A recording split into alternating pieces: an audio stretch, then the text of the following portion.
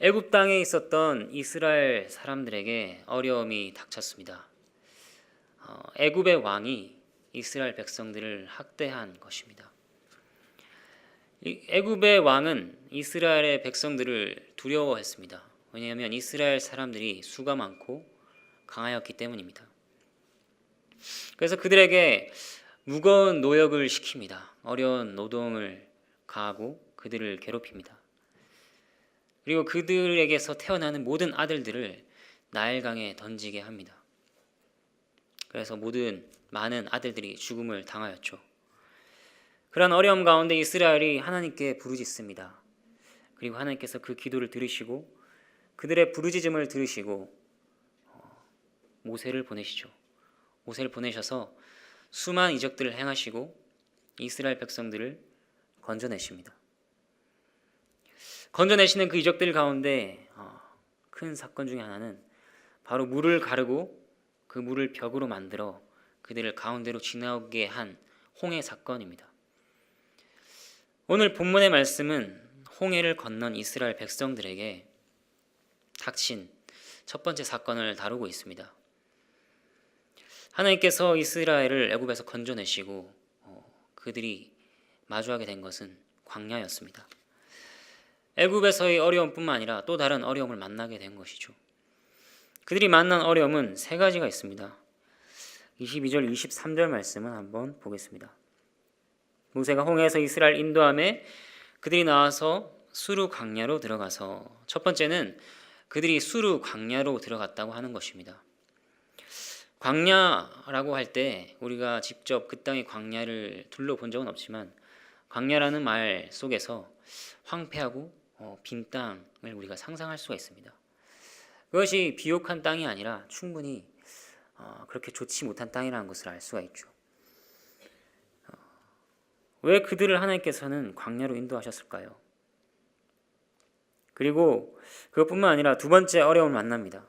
그것은 무엇이냐면 거기서 사흘 길을 걸었으나 물을 얻지 못하고 물을 얻지 못한 상태에서 사흘 동안 그들이 걸었습니다. 물은 우리에게 너무나 중요하죠.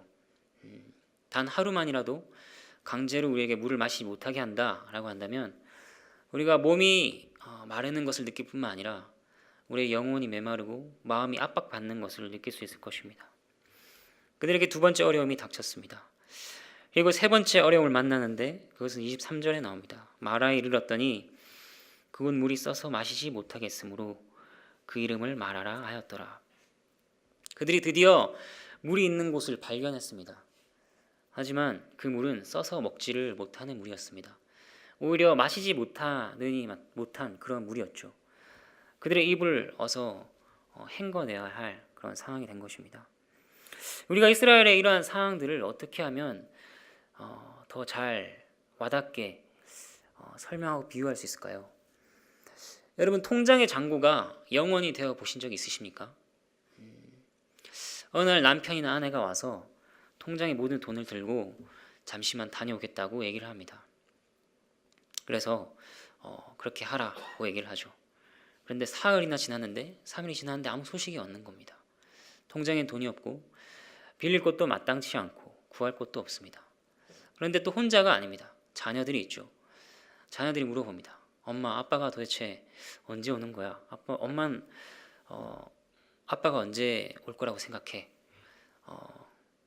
엄마, 그리고 나 학용품 사야 돼서 돈이 필요해. 이렇게 얘기를 하는 거죠. 아주 답답한 상황입니다. 그런데 길을 지나다가 5만 원짜리 2장을 줍게 되었습니다.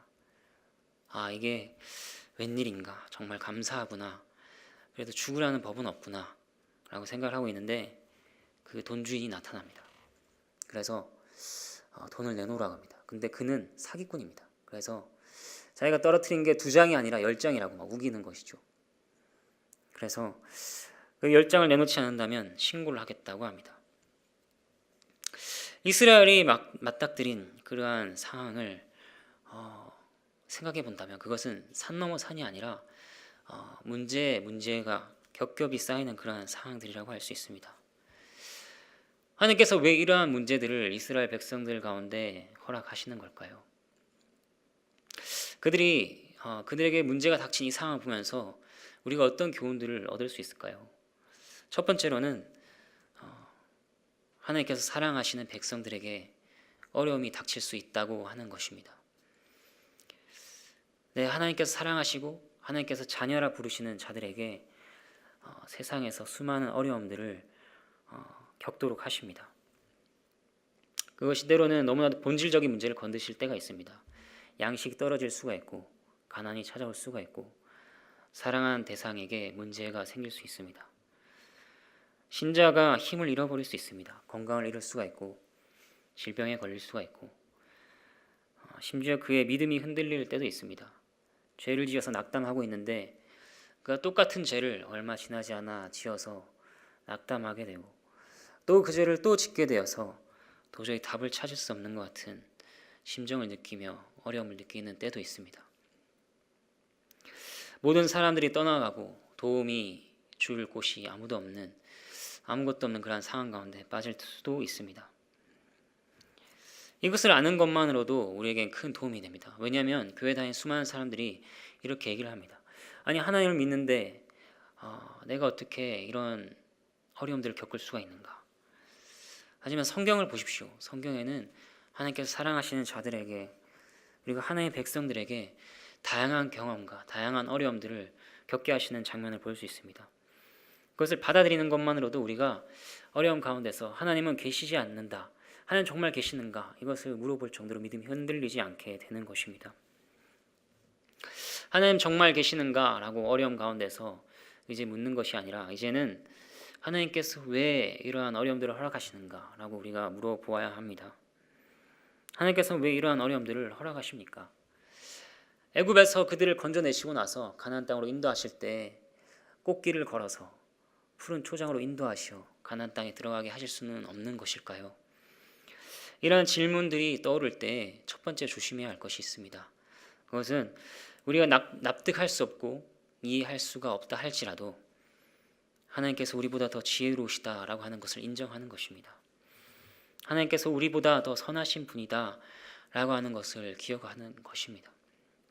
이러한 질문들을 던질 때 우리가 정말 왜 이런 일이 일어나는가 라고 하는 그 궁금증에서 한 걸음 더 나아가서 하나님의 선하심과 하나님의 지혜를 침범하여 마치 자신이 더 하나님보다 선하고 지혜로운 척 할 수 있는 위험들이 도사리고 있기 때문입니다. 그렇다면 하나님께서 왜 우리에게 이런 광야 가운데 우리를 인도하시고 마라 같은 쓴물들을 허락하시는가? 이후의 본문들을 보면서 계속해서 살펴보도록 하겠습니다. 24절 말씀을 보겠습니다. 백성이 모세에게 원망하여 이르되 우리가 무엇을 마실까 하매 백성들은 결국 그들의 입을 다물지 못하고 원망하는 말들을 쏟아냅니다. 여기서 우리가 무엇을 마실까 원망하였다 이렇게 말하고 있지만 실제 그 상황은 굉장히 난폭하고 심각한 상황이었을 것입니다. 우리가 충분히 상상할 수 있죠. 으르렁거리고 욕하고 저주하고 싸우고 비난하고 다툰 일들이 그들 가운데 있었을 것입니다. 백성이 모세를 원망하였다라고 하는 장면에서 그들은 두 대상에게 잘못을 저지릅니다. 첫 번째 잘못을 저지른 대상은 여기에 나온 것처럼 모세입니다. 그들이 모세를 원망하였습니다. 하지만 이것은 합당한 처사가 아닙니다. 모세가 어떻게 그들에게 쓴물 앞에서 그 물을 바꿔줄 능력이 있겠습니까? 그들도 알고 있습니다. 그들 자신도 모세가 어찌할 수 없다는 것을 알고 있습니다. 하지만 모세를 원망함으로 모세에게 잘못을 범하죠. 우리가 누군가에게 불평하고 어떤 상황에 대해서 원망할 때 우리도 똑같은 실수를 저지를 수 있습니다. 실제로 한 발 물러서서 객관적으로 봤을 때 그 사람이 어쩔 수 없는 상황이고 그 사람도 불가능한 그런 것들을 놓고 우리가 불평하고 원망할 때가 얼마나 많은지 모릅니다. 하지만 그것을 놓고 왈가왈부하고 원망하고 불평하는 것은 그 상대에 대해서 정당한 처사가 아닙니다. 그리고 백성이 잘못을 저지른 다른 대상이 있으니 그 대상은 바로 여호와 하나님이십니다. 백성이 모세를 원망하였지만 사실 그 원망은 하나님을 향한 것입니다. 누가 그들을 광야로 인도하였나요? 하나님께서 인도하셨습니다. 누가 그들을 사흘 동안 물을 얻지 못하고 걷게 하셨습니까? 하나님이십니다. 그들이 물을 얻었는데 그 물이 단물이 아니라 쓴 물을 얻도록 하신 분이 누구이십니까? 하나님이시죠. 모든 일들은 그 뜻의 결정대로 일하시는 그분 바깥에 있는 것이 아무것도 없습니다. 모든 것은 하나님 손에 있으며 하나님의 섭리 안에 있습니다. 우리가 만약에 누군가를 원망하고 불평할 때 나는 하나님께 원망하고 불평한 게 아닙니다 라고 얘기를 한다면 그것은 모든 일들이 신적의 섭리 안에 있다, 그것이 신적 섭리의 일부이다 라고 하는 것을 거부하는 것입니다. 하나님의 섭리를 인정하지 않는 태도이죠. 그렇기 때문에 그것이 죄가 됩니다. 우리 중에 그 누구도 정직하게 하나님께 대놓고 원망하는 사람은 없죠. 하지만 유명한 말이 있습니다. 우리가 어떤 2차적인 원인들에 대해서 원망하고 불평할 때 그것은 마치 자신을 때린 막대기를 물어뜯는 개의 행동과 똑같아 라고 하는 것입니다. 그 개가 화를 내야 될 대상은 바로 그 막대기를 휘두른 사람이죠.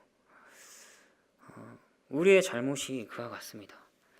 우리가 만약에 불평하고 원망한다면 그것은 하나님을 향한 원망입니다. 그것이 결코 차이가 있는 것이 아닙니다.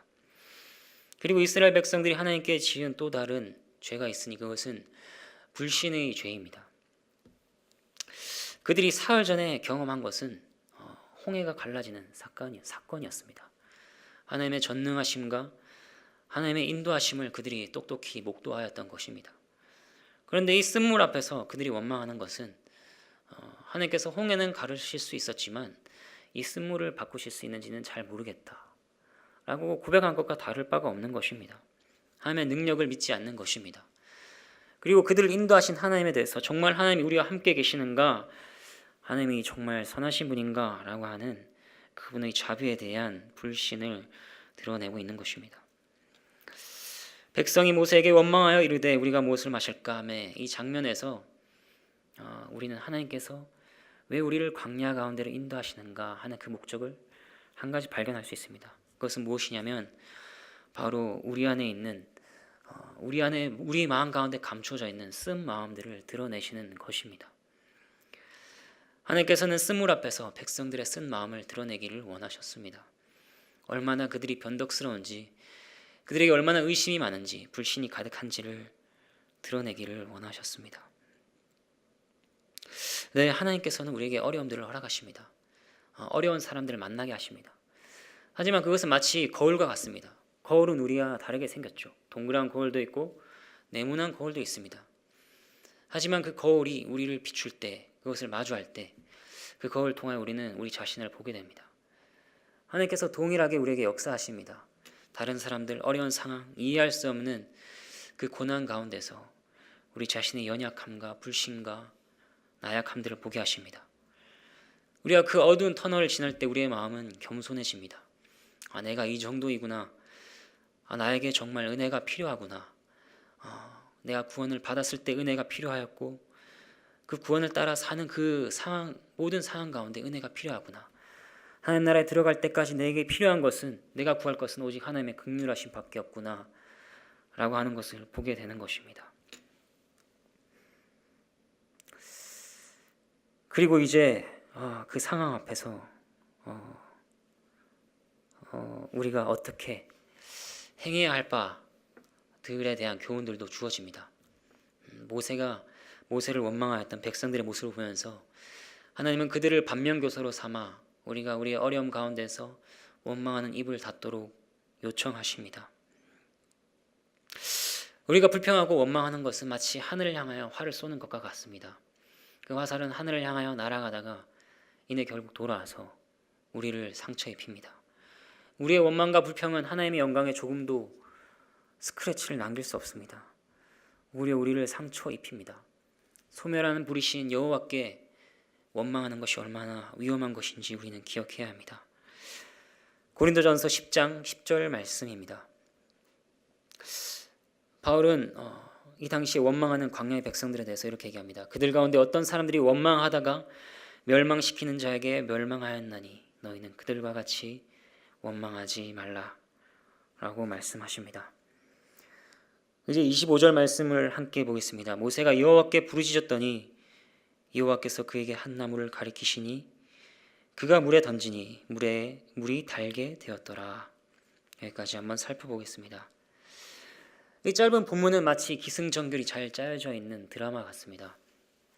문제의 절정 가운데 광야에 들어가서 사흘 길을 물을 얻지 못하고 걸었고 마라의 쓴물을 마시고 그들의 참아왔던 불안과 불평이 폭발했을 때 이제 문제의 해결책에 대한 첫 번째 단추가 채워집니다. 그것이 무엇이냐면 바로 모세가 여호와께 부르짖었더니 라고 하는 것입니다. 모세가 하나님께 기도했습니다. 이러한 패턴은 광야 이스라엘 백성들 가운데 계속해서 주어지는 것입니다. 이스라엘 백성들이 어려움을 당하고 그리고 원망하고 불평했을 때 모세가 하나님께 기도를 합니다. 그리고 하나님께서는 그 기도에 응답하셔서 그 문제들이 해결되죠. 이것이 계속해서 반복되는 것을 볼 수가 있습니다. 이러한 장면은 우리에게 어려움이 닥쳤을 때 우리가 무엇을 바라보고 의지해야 하는가 하는 그 대상을 생각나게 합니다. 그 대상은 바로 우리를 위하여 부르짖으시는 그리스도이십니다. 모세는 우리의 중보자가 되시는 그리스도의 모형과 그림자라고 할 수가 있습니다. 이스라엘 백성들이 광야를 지날 때 그들이 살아남을 수 있었던 것, 견딜 수 있었던 것은 오직 모세의 부르짖음 덕분입니다. 우리가 이 땅에 살아가면서 만나게 되는 수많은 어려움과 고난 가운데서 우리가 견딜 수 있다면 그것은 우리를 위하여 부르짖으시는 그리스도 덕분입니다. 그 그리스도를 바라보아야 할 것입니다. 히브리서 7장 25절 말씀입니다. 그러므로 자기를 힘입어, 여기에서 자기는 예수 그리스도이십니다. 그러므로 예수를 힘입어 하나님께 나아간 자들을 온전히 구원하실 수 있으니 이는 그가 항상 살아계셔서 그들을 위하여 간구하심이라. 요한일서 2장 1절은 또 말합니다. 만일 누가 죄를 범하여도 아버지 앞에서 우리에게 대언자가 있으니 곧 의로우신 예수 그리스도시라. 네, 여러분의 어려움 가운데서 여러분을 위하여 부르짖는 그리스도를 바라보십시오. 그리고 그 그리스도의 중보는 우리가 또 기도하는 자리 가운데 나아가도록 우리를 인도합니다. 모세가 어려움을 만났을 때, 백성의 원망을 들었을 때 그가 취했던 액션은 다른 것이 아니었습니다. 백성들을 설득하거나 백성들을 혼내거나 아니면 지도자들을 모아 회의를 한 것도 아니었습니다. 그는 여호와께 부르짖었습니다. 하나님께서 주시는 여러 가지 시험과 어려움들을 만날 때 그 첫 번째 해결책이 되는 첫 걸음은 바로 기도입니다. 여러분이 기도의 자리에 가운데 나아갈 때 그 문제의 절반은 해결된 것입니다. 여러분, 그런데 왜 우리가 기도하지 않습니까? 우리가 게으르기 때문이죠. 우리가 도움이 필요할 때 하나님을 찾지 않는다면 그것은 교만한 것이고 하나님을 멸시하는 것입니다. 우리가 하나님께 나아가서 그분께 도움을 구해야 합니다. 어떤 이는 이 모든 것이 하나님께서 합력하여 선을 이루실 줄 내가 믿노라 라고 이야기를 하면서 기도하지 않습니다. 그것은 하나님의 섭리에 대해서 제대로 믿는 것도 아니고 그것은 게으른 것이며 위선의 죄를 범하는 것입니다. 그리고 그 기도 가운데 하나님께서 응답하십니다. 여호와께서 그에게 한 나무를 가리키시니 그가 물에 던지니. 하나님께서 모세의 눈을 열어서 한 나무를 보게 하십니다. 그리고 모세가 그 나무를 물에 던지니 그 쓴 물이 달게 변하였습니다. 어떤 이들은 이 나무 가운데 물의 쓴 성분을 달게 바꾸는 그런 화학적인 작용이 일어났다라고 얘기를 하는 사람이 있습니다. 하지만 그것만으로는 부족한 것 같습니다. 여러분, 이때 당시 이스라엘 백성의 수가 얼마나 되었는가? 민수기 1장을 보면 전쟁에 참여할 수 있는 20살 이상의 청년의 수가 60만 이상으로 기록되어 있습니다. 그러니까 아이와 그리고 여자들을 포함한다면 200만이 넘는 숫자가 될 것입니다. 제가 궁금해서 찾아봤는데요. 200만의 숫자가 어느 정도인가? 수원의 인구가 119만 정도가 됩니다. 그리고 용인시에 사는 인구가 104만 정도 됩니다. 수원과 용인시에 사는 합친 것만큼의 숫자가 되는 겁니다. 그런데 그들이 마실 물을 한 나무를 던진 것만으로 해결이 된다니요.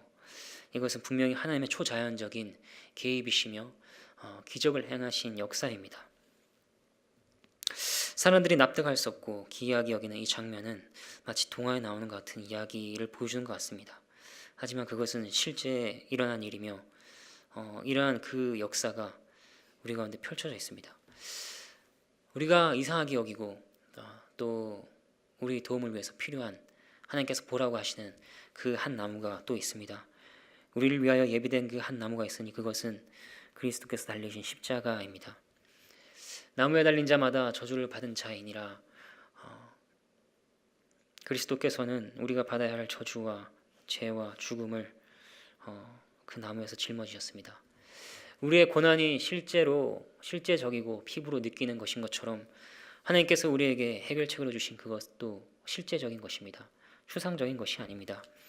실제 하나님의 아들께서 그 죄와 죽음과 저주를 십자가에 지시고 죽으셨습니다. 실제 그 영광과 거룩과 아름다움을 우리에게 주셨습니다. 우리가 그리스도의 그 십자가로 나아가서 인생의 어려움을 토로하고 그것에서 우리가 위로를 받아야 할 것입니다. 그것이 최상의 치료책이며 그것이 우리의 쓴 물을 달게 바꾸는 최고의 효능을 가졌다는 것을 믿으십시오. 오늘날도 여전히 하나님께서 말씀하십니다. 십자가를 보라, 십자가를 믿으라. 저주받은 너의 그 존재, 저주받은 너의 삶 가운데 그 나무를 던지라 라고 말씀하시는 것입니다. 그리고 25절 뒷부분을 보면 거기서 여호와께서 그들을 위하여 법도와 율례를 정하시고 그들을 시험하실세. 또 26절 말씀 이어서 이르시되 너희가 너희 하나님 나 여호와의 말을 들어 순종하고 내가 보기에 의를 행하며 내 계명에 귀를 기울이며 내 모든 규례를 지키면 내가 애굽 사람에게 내린 모든 질병 중 하나도 너희에게 내리지 아니하리니 난 너희를 치료하는 여호와임이라. 이렇게 말씀을 하고 계십니다. 이 장면도 우리가 주목해야 할 장면입니다. 하나님께서 그 쓴 물을 달게 바꾸시고 나서 마라에서 그들을 위하여 법도와 율례를 정하셨다. 그리고 그들을 시험하셨다라고 말씀하고 계십니다. 네, 하나님께서는 그 백성들에게 법도와 율례와 규례를 주시는 분이십니다. 시내산 전에 이미 그것들이 주어진 것이죠. 창세기 26장 5절을 보면 이런 말이 나옵니다.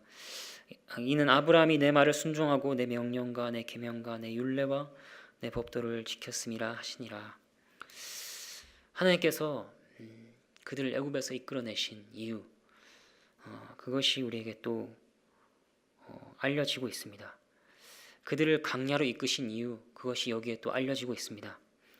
우리가 마라에서 어떤 법도와 율례와 규례가 정해졌는지 구체적으로는 잘 모르겠습니다. 하지만 그것에 대한 원리는 알 수가 있죠. 그 원리는 바로 하나님께서 그 법들을, 하나님의 법들을 세우시고 그들을 하나님의 법을 따르는 순종의 자녀들로 세우신다고 하는 것입니다.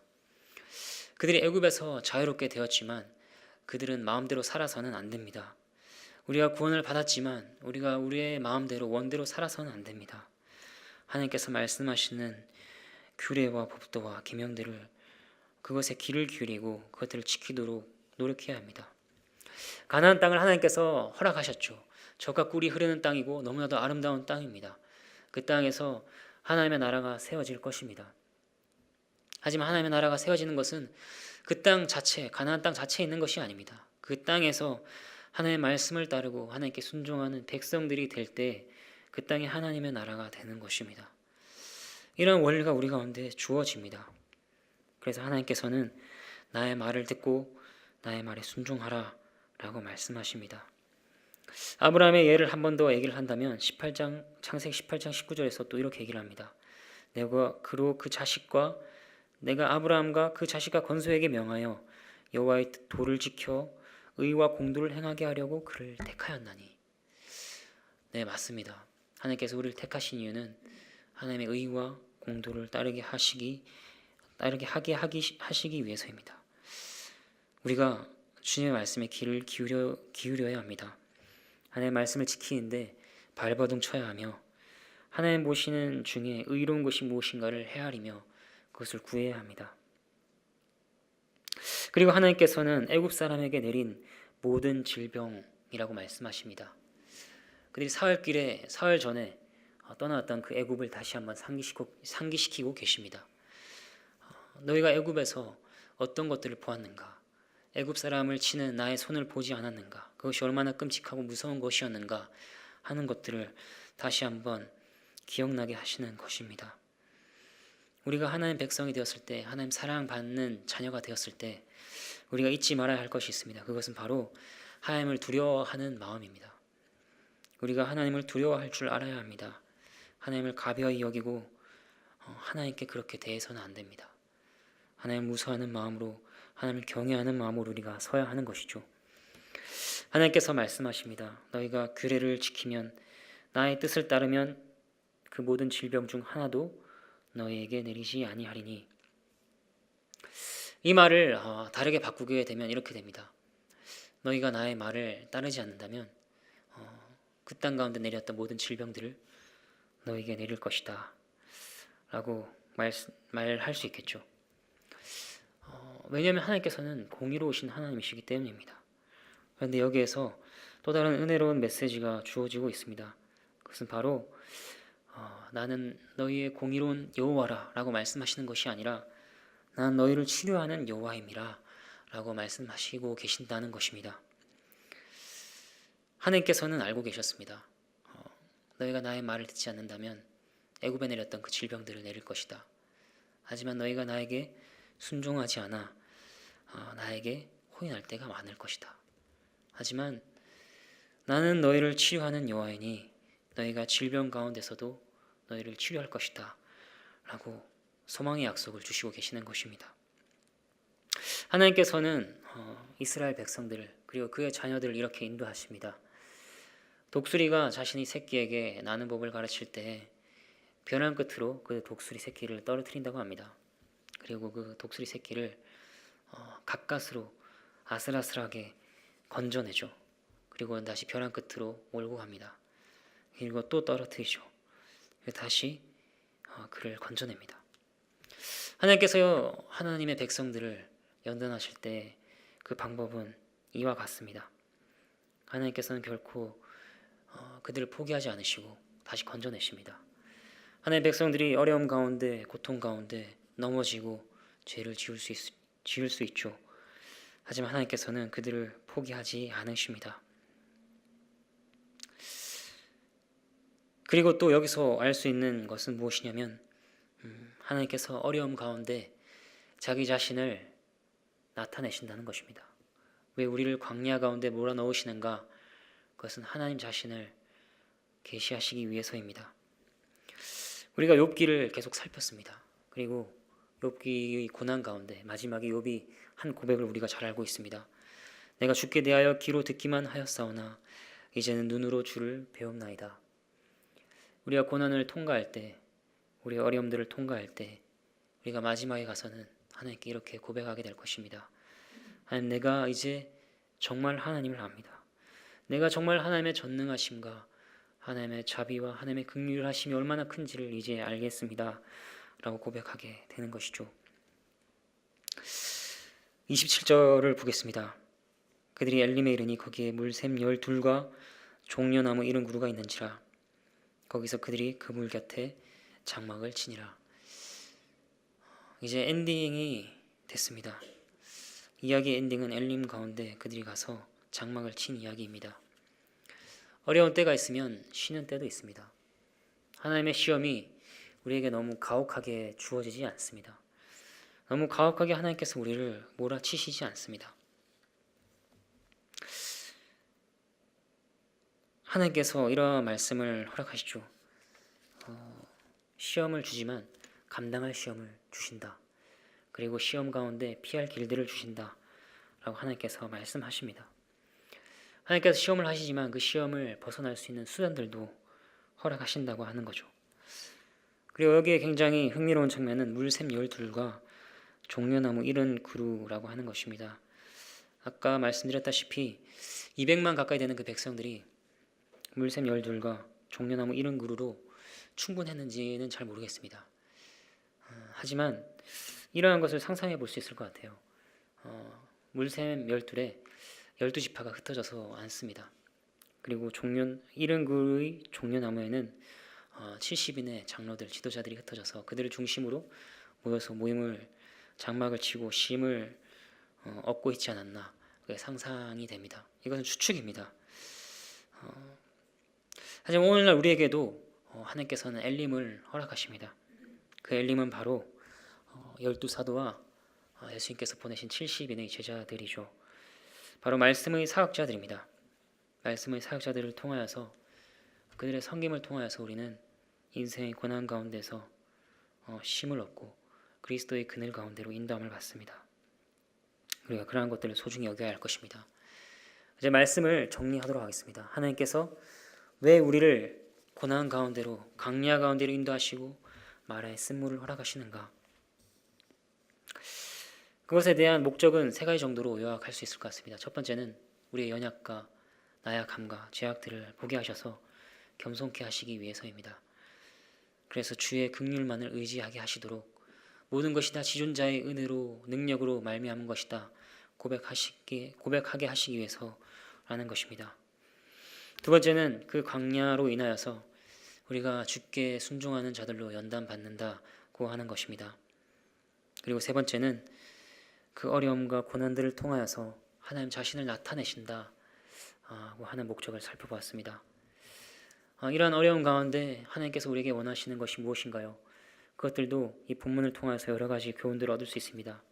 첫 번째는 하나님께서 모든 배후 가운데 계시는 다스리시는 하나님이시다라고 하는 것을 기억하라라고 말씀하십니다. 그리고 이스라엘 백성과 같이 원망하지 말고, 원망하고 불평한 입술을 함부로 열지 말고 닫으라라고 하는 것입니다. 그리고 기도하라라고 하는 것입니다. 모세의 기도에서 특별히 중요한 측면은 그가 개인적인 간구, 그의 개인적인 어려움을 놓고 간구한 것뿐만 아니라 그가 교회의 문제를 놓고 기도했다고 하는 것입니다. 이날 가운데도, 오늘날 가운데도 수많은 교회가 광야 가운데서 목말라 하며 쓴물로 호소하고 있습니다. 하나님께서 그 나라와 의를 구하라 말씀하시죠. 그리고 나라가 임하시오며 라고 기도를 가르쳐 주실 때 그것이 교회를 보존하시고 흥황케 하여 주십시오 라고 하는 의미가 담겨 있는 것을 우리가 알지 않습니까? 우리 기도 가운데 교회를 위한 기도가 차지하는 비중이 얼마나 되는지요. 우리가 우리의 개인적인 문제를 놓고 기도해야 할 것이며 우리의 교회들을 위하여, 하나님의 교회를 위하여 간구해야 할 것입니다. 그리고 또 한 가지는 그리스도의 십자가를 바라보라라고 하는 것입니다. 그리고 하나님이 두려우신 분인 것을 알고 하나님의 말씀을 따르고 어떻게 하면 하나님의 뜻에 순종할 수 있을까, 그것을 위하여 몸부림치라라고 하는 것입니다.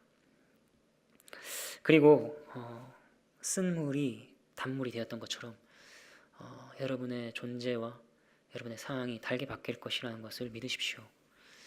제 삶 가운데도 쓴 경험들이 많습니다. 가장 최근에 있는 것은 저희 존재라고 할 수 있습니다. 제 마음이 너무 쓴 마음이고 제 존재가 너무 씁니다. 그래서 그냥 뱉어버리고 싶고 그저 빨리 끝나버렸으면 좋겠다 싶은 생각이 들 때가 있습니다. 하지만 쓴물을 달게 바꾸신 그 역사를 볼 때 우리의 소망이 새로워질 수 있는 것이죠.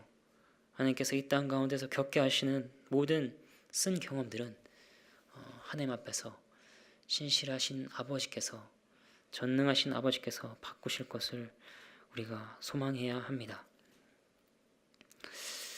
쓴 경험은 쓴 경험에 정비례하는 큰 유익들을 우리에게 안겨줍니다.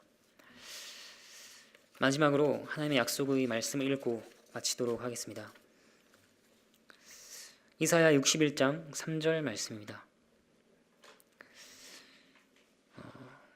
무릇 시온에서 슬퍼하는 자에게 화관을 주어 그 죄를 대신하며 기쁨의 기름으로 그 슬픔을 대신하며 찬송의 옷으로 그 근심을 대신하시고 그들이 의의 나무 곧 여호와께서 심으신 그 영광을 나타낼 자라 일컬음을 받게 하려 하심이라.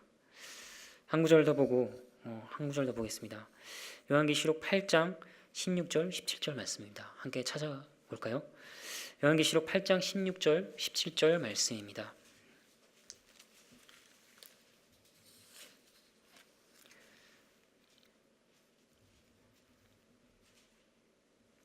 요한계시록 8장 16절 17절 말씀.